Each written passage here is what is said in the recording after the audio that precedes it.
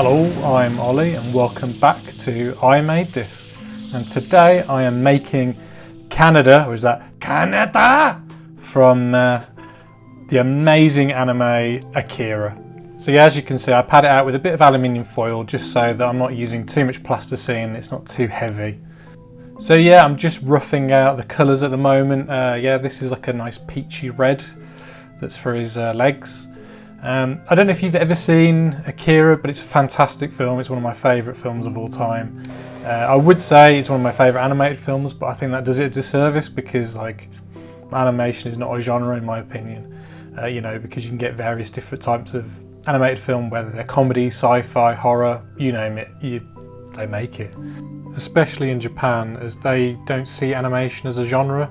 It's just another form of telling stories. It's probably cheaper to do hand-drawn animation than it is to make an actual live-action feature film. So they can go crazy with the amount of detail and the special effects that they're doing because it's just essentially drawings. And Akira, majority of it was done on ones. So if you don't know what ones means, it means it's 24 frames a second. So yeah, there's a hell of a lot of drawings. I think there's like 160,000 frames in the film alone.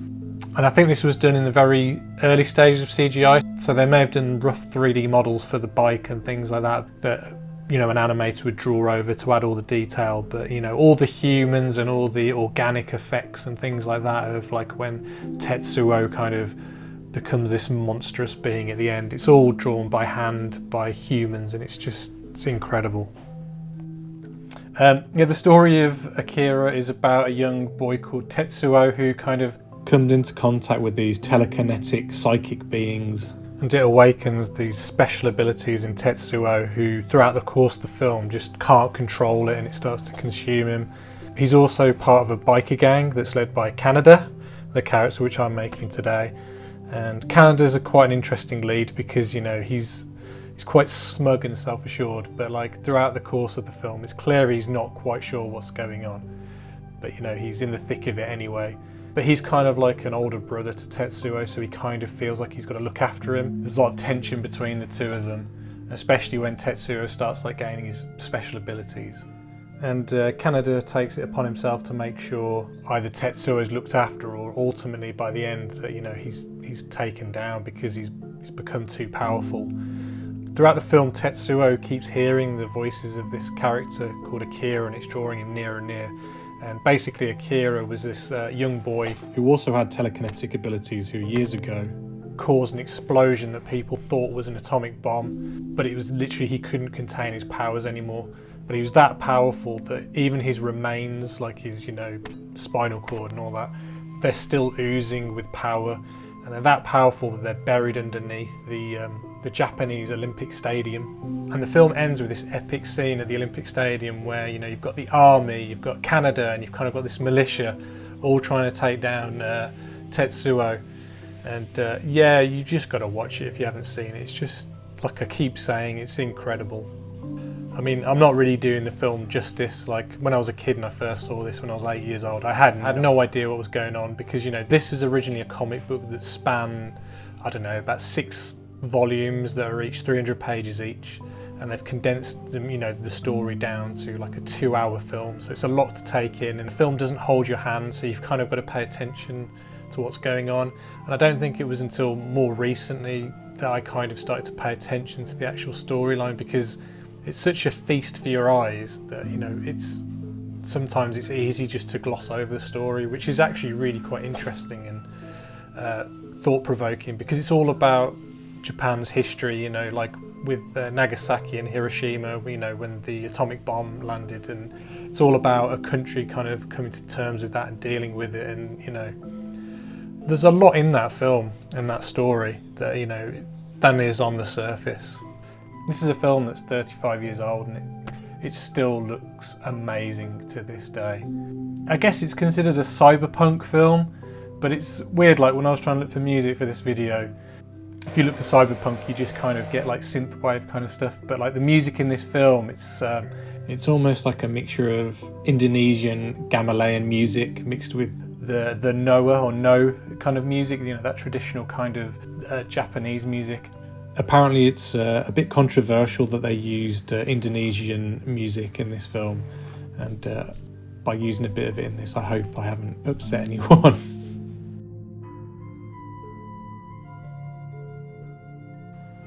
And I'm just building out the neck.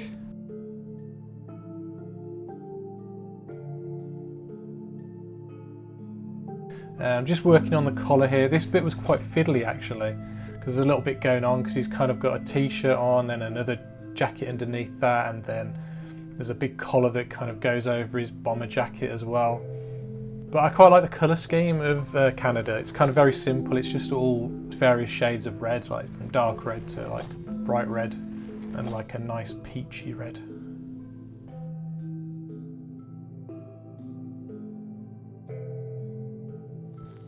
So I'm just building out the collar here. If you do use these craft knives, be careful with them because they're very dangerous, and I've sliced and stabbed myself countless amounts of times.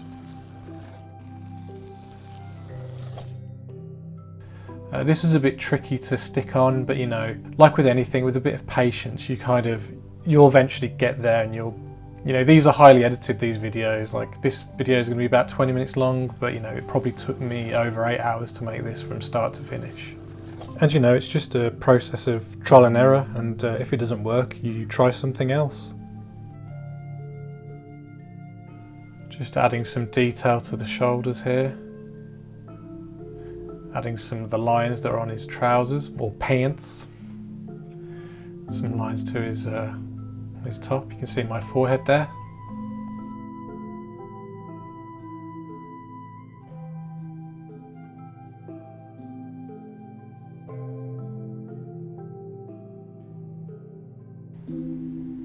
And again, like I said on previous videos, like I've probably over detailed this. Like, so if I was to make an actual animation with this character, I would tone down a lot of the details. Like these lines, if you were to animate a character with these lines, you'd be constantly having to put them back in, because whenever you're moving it around, they'll just get mushed around so much that they wouldn't be visible anymore. And like these like little clips that I'm putting on, you know, eventually once you start moving the torso around a bit, they just get mushed around. So it's probably best to keep it simple, but you know, I'm making these detailed because, you know, it's fun. Just adding some more detail to the bomber jacket here. I have a podcast called Adjust Your Tracking with my good friend Liam, and about 6 months ago we actually recorded an episode on Akira. So if you actually want to hear my in-depth thoughts on Akira, please check that out. It turned out to be quite a good episode actually, and you know, we go quite in depth on the history of the making of the film. Just adding some creases to Kaneda's jacket. When I turned over Kaneda, I realised some old plasticine had ingrained into the back of him, so I had to fix it up, and I decided to put a plastic bag underneath him from now on while I'm working on him. It's always good to use a hairdryer, I find, now and again, because you know, plasticine can get a bit hard, and it just kind of makes it a lot easier to work with. Don't overheat it though, because otherwise it just becomes mush, and whatever you do, don't put it in the microwave or the oven. Just that's a recipe for disaster. Like, I live in the UK, obviously, as you can tell, and it's pretty cold here, so I'm constantly having to heat up the plasticine. But one year there was a heat wave and I was making a claymation music video, and I literally could not do anything. It was that hot that the plasticine just was turning to mush, so whenever I touched the character, it was just not happening whatsoever. So I'm just cutting off the excess plasticine off his neck so that when I make the head, it slides on a lot easier. Yeah, just started sculpting the head. I'm just pinching out the nose now. I tend to do that as opposed to like putting it on as a separate piece. I'm just using this tool to create the eye sockets before I put the eyeballs in. And then I start building out the face with a bit more plasticine so it's got a bit more definition. Just adding a bit of more plasticine around the eyes and building up the brow area. As you can see, what I do is once I've gone around it with the plasticine, I pop the eyeball back out and then kind of roll around the edges, and it kind of just smooths it out a bit so it's not too harsh. know if that makes sense, but I'll do it again here. Can you see I kind of roll around? And sometimes it's best to kind of just squeeze the head back in a little bit, because then it keeps the eyes stuck in the socket. Otherwise, when you're animating, they just keep popping out and it's really irritating. So I'm just checking it on the actual body, seeing if it looks like a good size, and I'm pretty happy with it. Kaneda is quite a smug fellow, a bit of a cheeky chappy, so I was trying to emulate that with the sculpt. This wasn't quite working for me. I actually did some artwork several months ago of Kaneda, and I was kind of basing my original design on that, and where I gave him a nice big smirk. But for some reason, once I finalised the face, I wasn't quite happy with it. So as you'll see in a second, I kind of go back and I give him the more serious face that he has, like on the film's poster. It's always good to keep futzing with the character until you're happy, because the good thing about Plasticine is, you take it off, it's so easy just to stick back on and resculpt. I don't know about you, but I do a lot of drawings digitally, and it's like, Control-Alt-Delete is, you're constantly using it. And whenever I'm sculpting or actually drawing on paper, I'm constantly in my head doing Control-Alt-Delete, but you can't do that. I mean, with a drawing, if you mess that up, you kind of got to start again, or you style it out. Whereas with Plasticine, it's a lot easier to fix it, really. It's such a malleable product. There you go, I'm doing ears. They look quite elvish at the moment, but I trim them out here. Look, I'm trimming them down.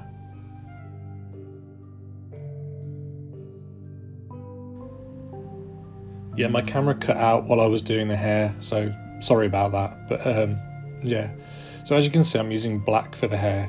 Now, black is a right bugger when it comes to Plasticine, because if you get it on your hands, it gets everywhere, so you've got to be really careful while sculpting your characters. So as you can see, I'm actually wiping off some of the grubby black marks that I've left on the face. I can't stress this enough, that moisturiser is your friend if you're into claymation or modelling with Plasticine, because you're constantly having to wash your hands to get colours off. And not only that, but Plasticine also takes out the moisture and the natural oils out of your hand. And so yeah, moisturiser is your friend. Otherwise you get dry hands like I have, and you can see that Plasticine just sticks into the crevices of my dry, crusty old hands.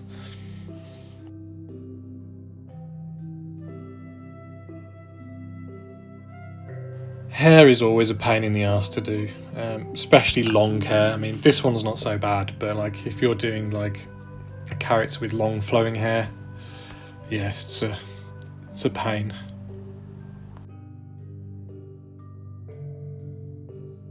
I wasn't too happy with the forehead, so I cut it off and bulked it out a bit so the hair stood up a bit higher.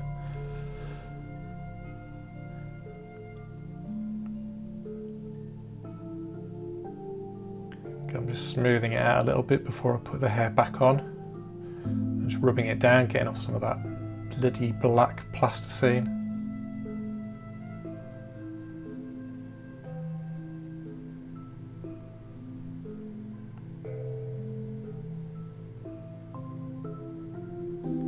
Heads are always the hardest part to do on anything. I think even whether it's a drawing or whatever, it's just, they're always a pain in the arse to get right.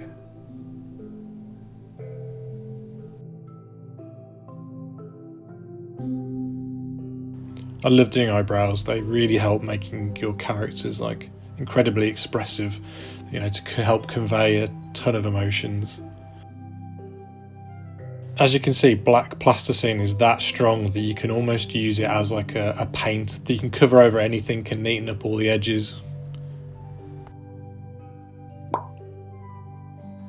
Yeah, I don't think that looks too shabby.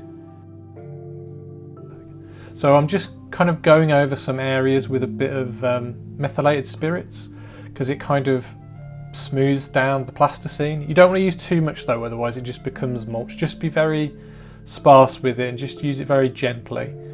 But you'll definitely see that it kind of smooths out the Plasticine. Again, there might be something better to use than methylated spirit, so if you do, just let me know in the comments. So now it's time to make the laser gun using FIMO, or apparently it's FIMO. Apparently I've been saying it wrong my whole life and my friend Alex corrected me. But I'm going to keep saying FIMO because it sounds better in my opinion. Yeah, not much to say about this. I mean, I could have spent the whole day just making this laser gun. You know, time is precious and you've got other things to do. I'm trying to make sure that I don't spend more than a day making these characters and the accessories. So, you know, I probably spent like about an hour tops making this, you know. It's a bit wishy-washy, but I think it gets the job done.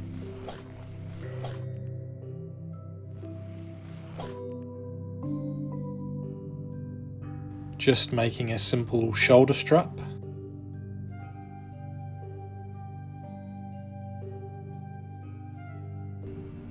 Just adding some detail to the barrel here.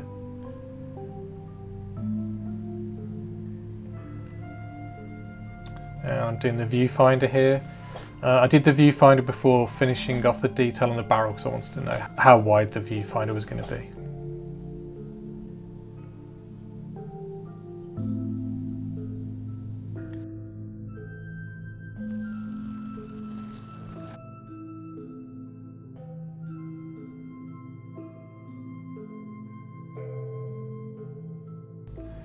This is the power pack unit that Kaneda wears around his shoulder that I guess powers the laser cannon. Again, if you haven't seen Akira, that end sequence is just incredible. The animation is just so good. Like, I don't even want to spoil it if you haven't seen it, just watch it because it's just amazing.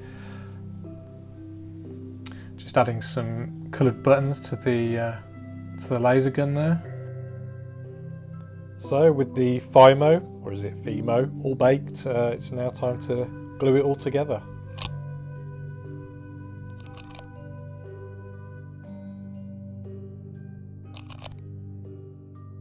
Just be careful with super glue because, you know, you get it on your fingers and it's a right bugger to get off. It takes ages.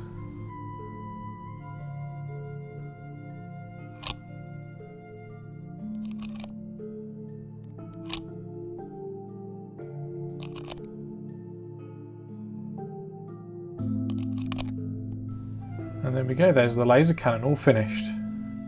Just going to do the strap now that can go around Kaneda's shoulder. I didn't film this very well, it's a little bit blurry. I apologise.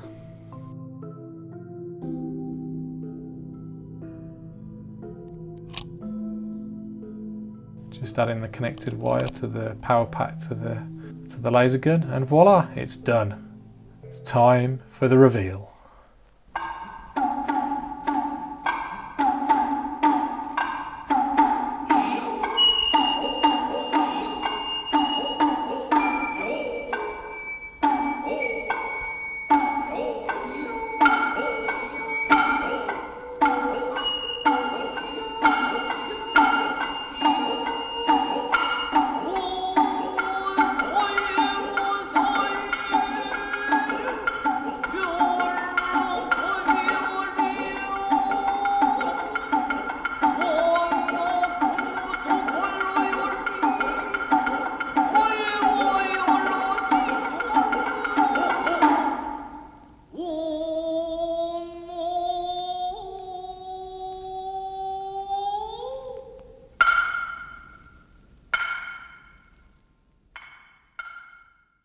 If you like what I'm doing, please subscribe to the channel and like my videos. I'd greatly appreciate it. If you've got suggestions or ideas for characters that I can make, please drop them down in the comments below. I've also got a Facebook page and an Instagram account, so please look for those and check me out on there. And yeah, until next time, take care.